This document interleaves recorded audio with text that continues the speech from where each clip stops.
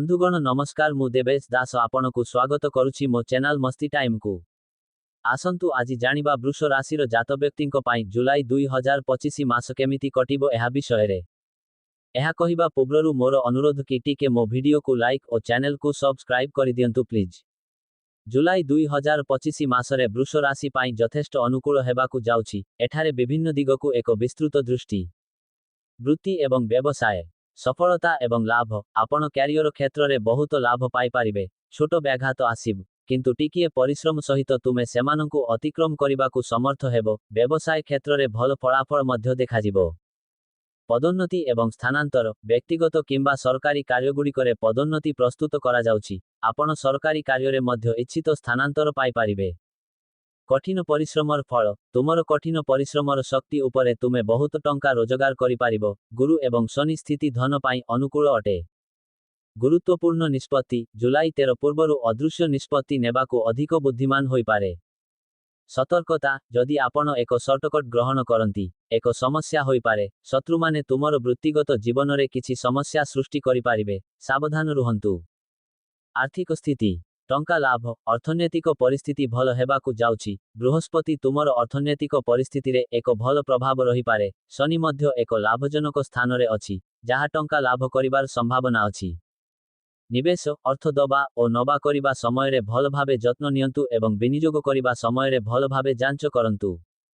उत्पादन क्षेत्र जदि आपण उत्पादन किंबा उत्पादन क्षेत्र सहित संयुक्त तेबे गुरु तुमकु शक्ति देउछंती एवं निश्चित भाबरे लाभ पाइबे। प्रेम एवं संपर्क भल पाइबा जीवन प्रेम जीवन मिठा एवं संपर्क शक्तिशाली हेबो। तुमर साथी किछि नुआ करिबाकु चेष्टा करिबो जहा आपनंकु खुशी करिबो। संपर्क रे उन्नति जदि आपनंकर एक ब्रेकअप थाए आपनंकर पूर्व प्रेम फेरी आसी पारे। जदि साथी सहित वार्तालाप बंद होई गले विरक्ति शेष होई पारे एवं प्याचुप होई पारे। प्रेम सहभागी सहित बढ़िबो। विवाहित जीवन विवाहित लोकमाने जुलाईर प्रत्येक क्षेत्र रे अंशीदाररु समर्थन पाइबे। तथापि किछि उत्स अनुजाई बेसबी जीवन रे किछि समस्या होई पारे। विशेषतः जुलाई 16 पर्यंत वक्तव्य नियंत्रण करिबा आवश्यक। ऑफिस रोमांस ठारू दूररे रुहंतु। परिवार परिवेश घरे अनेक उत्सव पालन कराजिबो एवं अतिथि माने आसी जिबाकु चाली जिबे। छोट प्रसंग रे संपर्क को नष्ट करंतु नाही। स्वास्थ्य उत्तम स्वास्थ्य जुलाई मास स्वास्थ्य दृष्टिकोणरु मिश्रित फलाफल देई पारे। राशिर स्थिति भल जहा आपनंकु सुरक्षा देबो।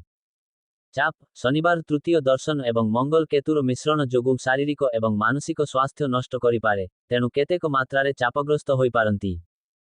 सतर्कता आपनंक स्वास्थ्यर जत्न निय एवं नियमित व्यायाम कर। रक्तचाप पांतु एवं मधुमेह नियमित परीक्षण करंतु एवं औषध खाइबारे अवहेला करंतु नाही।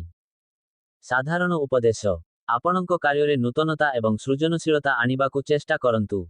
पुरुना प्रोजेक्ट संपूर्ण करिबाकु अतिरिक्त प्रयास कर। तुमर लक्ष्य हासिल करिबाकु एक स्पष्ट योजना प्रस्तुत कर एवं एहाकु कार्यकारी कर। आपनंक परिवार एवं सांगमानंक सहित समय बिताइबाकु चेष्टा करंतु।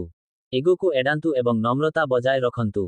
कौनसी जिनिसकु संलग्न करंतु नाही भाबंतु नाही जे एहा घटिबो। मोट उपरे सामग्रिक भाबरे क्यारियर एवं आर्थिक दृष्टिरु वृष राशिर जात व्यक्तिंक पाई जुलाई मास शुभ। प्रेम संपर्क मधुर हेबो किंतु वैवाहिक जीवन रे टिके सतर्क रहिबार आवश्यकता पड़ी पारे। स्वास्थ्य प्रति मध्य ध्यान देबा जरूरी। धन्यवाद।